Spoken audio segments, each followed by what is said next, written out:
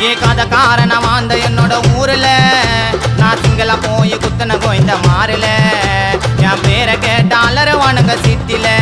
கோயந்தன ஓட விட்டு முட்டுன்னு வச்ச முட்டில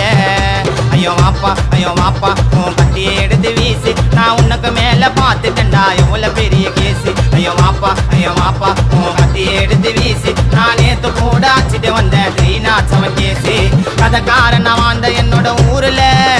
நான் சிங்கள போய் குத்துன கோயந்த மாறல மாமா ஜானே இரண்டு மனம் வேண்டும் அந்த இறைவனிடம் கேட்டேன் மறந்து வாழ ஒன்று உன்னை நினைத்து வாழ ஒன்று கரபா